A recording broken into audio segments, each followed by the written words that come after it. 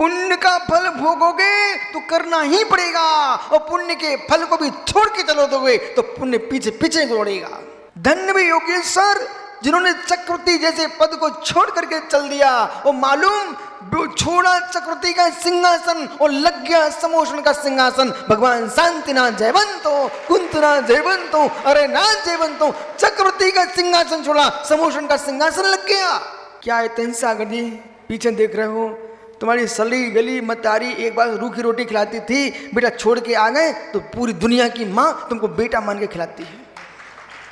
एक के घर में रहते तो वही मित्र कड़ी लपटा खाने को मिलता, और यहाँ तुम आते होता तो ये नरेश सेठी आपको चूरमा बाटी खिलाता है, और फिर भी मालूम कितना गरीब बन के हाथ जोड़े बैठे रहते हैं। उस समय निर्गंत मुनियों को ये निहारना चाहिए, एक अरबपति खरबपति पुरुष भी एक जैन मुनि के हाथ साथ जोड़े, चाहे राष्ट्रपति आ जाए, प्रधानमंत्री आए, कोई भी देश का नेता आ जाए, लेकिन हर व्यक्ति हाथ जोड़े बैठा है।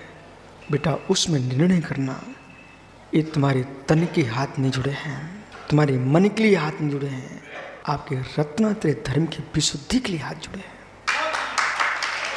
जिसके लिए हाथ जुड़े हैं आपका मन विशुद्ध हो, आपकी वाणी विशुद्ध हो, आपका शरीर विशुद्ध हो, तीनों में भिन्नता दिखना चाहिए।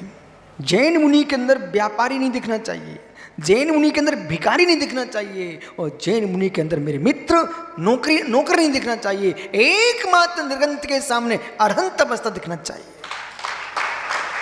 व्यापार बुद्धि चलाओगे जीवन भर तुम कष्ट में रहोगे, लेन देन में जीवन निकल जाएगा।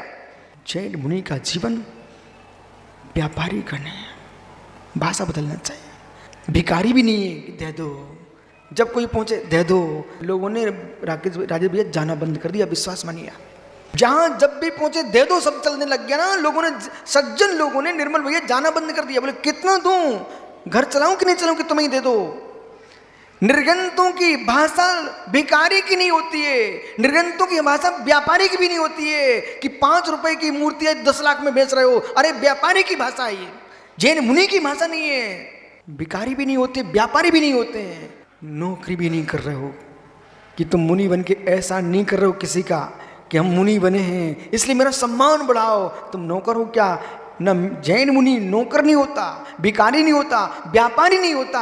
एकमात्र श्रवण जो होता है अंतर आत्मा परमात्मा बनने का स्वामी होता है।